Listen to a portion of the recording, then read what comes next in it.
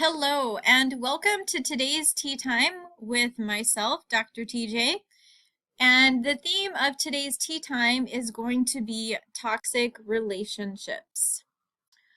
One thing that I see in many of my clients, they come to me because of the dynamics of a toxic relationship, and they are struggling with knowing exactly what to do.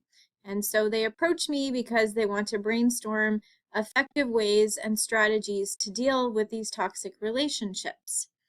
Now, the situations often play out very similarly in these toxic relationships. There is usually one person that is different from either everyone else in their family, or maybe they're different from others in their social circle. Sometimes it's even in the workplace. But wherever that relationship is at, friends, family, work, they feel very different and very separated. They might have different sets of values. They might have different ways of thinking, and they might have different communication styles. Sometimes they are the scapegoat or the black sheep of the family, and that expression, the cheese stands alone, they often feel like they are standing alone in life without help or support. So this idea and these feelings of unsupport comes out a lot. Also, having a dysfunctional family and having poor behaviors in the family. Maybe the person is being mistreated by their family. Maybe their family has a poor communication style. Maybe their family manipulates them. Maybe the family talks poorly about them and that diminishes their self-worth. Maybe the family only thinks of them a certain way. So let's say, you go on to become a CEO of a company and you're very, very successful, but your family only sees you in a certain light. Your family might only have one perspective about who you are. Your family might also have ideas about how you should be behaving, which are not congruent with who you are or how you behave in your life. And this can happen a lot. There is some sort of perspective or perception of that person, and this is why their family treats them a certain way. Now, what happens then is that person will enter into the environment where their family is at, or maybe they'll have a phone call or a conversation. And what happens then is they end up being triggered into some very uncomfortable or distressful emotional state. Sometimes it's fear. Sometimes people get angry and experience rage. For other people that are maybe a little bit more passive and don't like conflict, it might result as anxiety, panic, or depression. And for others that are just really tired of dealing with the family situation, they might experience overwhelming stress because they're not being understood and they're not being heard. Now, this is not, the person in blue, this is not necessarily their problem. It becomes a greater dynamic than that. Often than not, it is a family behavior that is deeply ingrained in the family. It is a way of thinking and behaving. And there are people in life that are not on a path to growth and development. And oftentimes my clients are the people that are on a path to growth and development, which is why they end up in a coaching relationship with me, because they want to figure out how to keep growing when their family is not growing.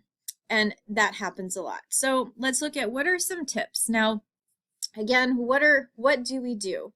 And the answer to this is not easy because, again, a lot of how you are being treated or how these people are being treated is a result of the perception of other people. And as I said before, you could be very, very successful, but maybe that person's perception of you is not ever going to change no matter how successful you are. And what happens then is it boils down to the individual to really make determinations, to make decisions, and to set boundaries to keep themselves healthy in these toxic relationships. So the first thing that I often do with my clients is I have them really examine what is the family about. Take this multi-dimensional approach, right? what is what are the family dynamics? What is mom's personality? What is dad's personality? What is the personality of the siblings or the cousins or the aunts or uncles or whoever it is that the toxic person is? And really start to understand the belief systems that exist in those families, the behaviors, the thought processes, and then compare those belief systems to how they think as an individual and to clearly see those differences. And then the next thing that I work on is helping people set boundaries and clear boundaries. And sometimes boundaries can feel like they're not nice things, but boundaries in reality are healthy, and we all need to have healthy boundaries. So I strategize with my clients how they can develop and set these healthy boundaries that will help them be successful in these relationships. The next thing I have people work on is self-care, because a lot of times these toxic relationships, as we said before, are distressing and can lead to a lot of emotional discomfort, fears, anxieties. And in light of that, it becomes very important to take care of yourself. And what I mean by taking care of yourself is not just taking care of your body, but also taking care of your mind and how you think about things. And also taking care of your body is important too, because when we take care of our physical body, we start to become more grounded in our emotions and how we're feeling. So that's something else that I work on. And then the other thing that I work on also is building new and better relationships. And maybe it's improving the relationships with the people that are toxic. However, sometimes we cannot improve those toxic relationships because, again, the other people are not changing. And the person that's in my office is trying to change and trying to be better. But it does happen that sometimes other people don't want to change. And then you have to make a decision. How am I going to manage this relationship? Am I going to keep this person in my life? If they're staying in my life, how am I going to manage the dynamics of the relationship?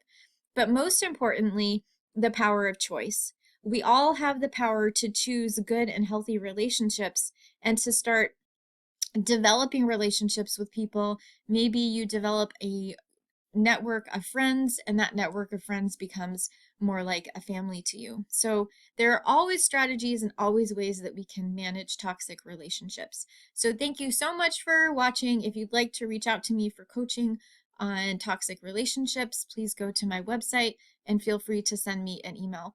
Thank you so much and have a great day.